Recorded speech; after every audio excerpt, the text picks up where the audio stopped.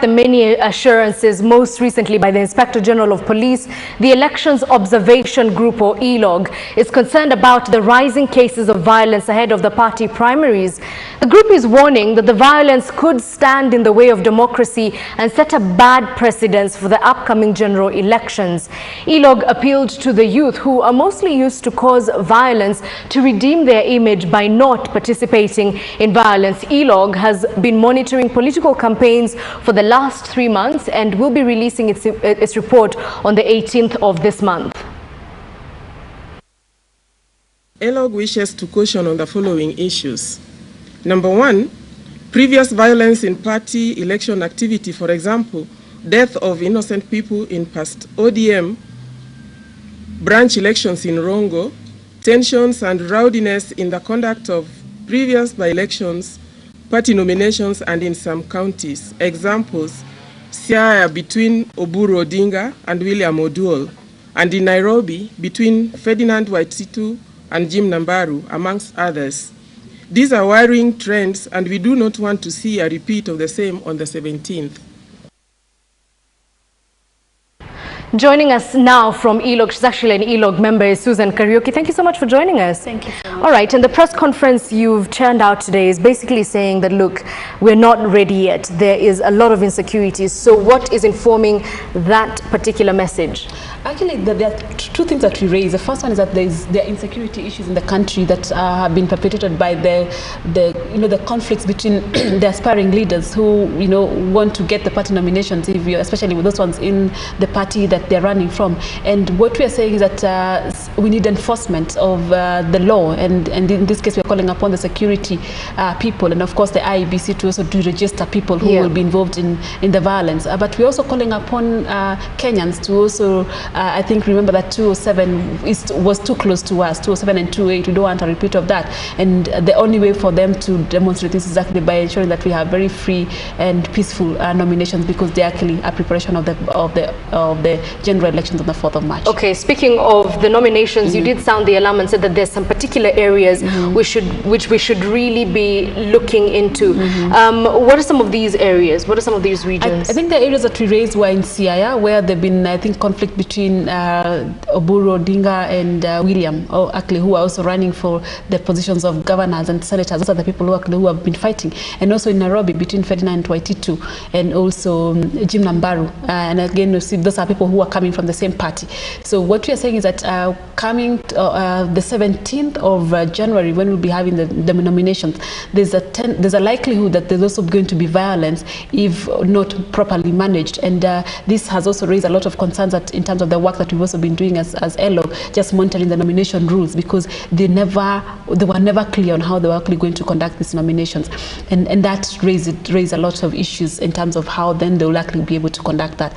But I think that we leave this to the IEBC and the Registrar of Political Parties to ensure that they are actually doing a good job in terms of just monitoring what they're doing and enforcing the law.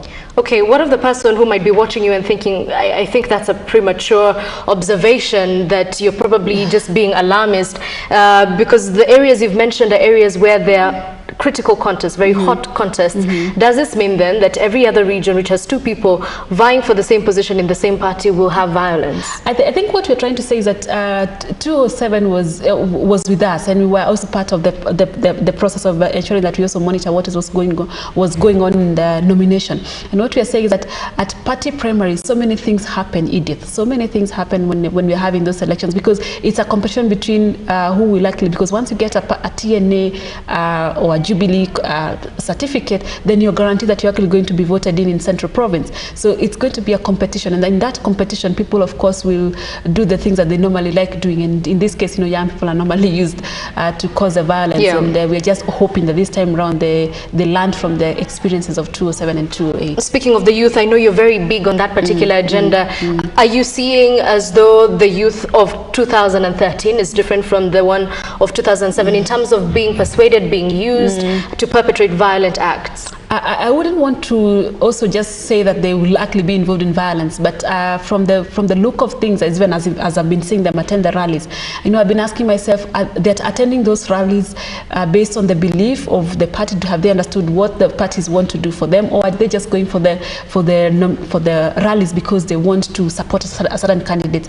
And I can only say that I am only hoping that they do not participate in violence. That's my only prayer that I can make. That, and I also urge them not to forget 207 and 208. Okay. Yeah. You did mention the IEBC, and you said the stakeholders should also be looking keenly to make sure that there's no insecurity. But are those the only two parties or the two principals who are involved in making sure we're safe? Yes. Those are the two parties are actually IEBC and registered political parties, but also the police, because the police also does a lot of work around this, and also people who have issues that they feel are against what is expected of them in terms of democratic rights, then they should also take them to court, because again the court will also take up some of those cases that will be raised. I know there will be a lot of disputes, especially after the 17th, especially in the evening. You'll hear a lot of disputes here, but people need to remember that there's a provision that has been provided for you to actually take your disputes within seven days for them to be addressed. Okay, and finally, as an observer, would you say that the way the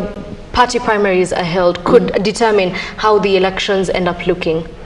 Yes, and what we've actually said and what we're telling Kenyans is that we have even if we voted for a new constitution, we have so many challenges. The first challenge that we have is that the members of parliament in the 10th parliament diluted the Elections Act, they diluted the Political Parties Act, they diluted the Leadership and Integrity Act. Those laws that were supposed to ensure that things go well, because we were actually trying to protect the interests of every citizen in terms of participating in a free and fair environment in Kenya. So those ones were all mutilated. We've also said, from an analysis that we've also done in terms of the political party nomination rules, actually from a study that we actually did, is that we realized that the people copy and pasted each other's nomination rules. So they never took time to actually ask themselves, how will we conduct our nominations? And those rules are with the registrar of political parties. So we are saying also that as an observer group is that there are people who are not also doing their job, and the IEBC and registrar of political parties need to work extra hard to enforce the law, so then people can actually behave well.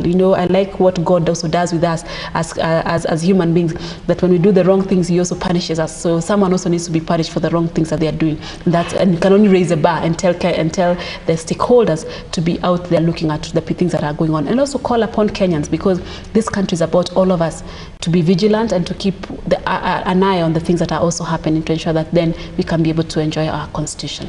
Susan Kariuki from Elog, the Election Observation Group, which has raised concern over the manner in which violence is sporadically appearing in different parts of the country. But that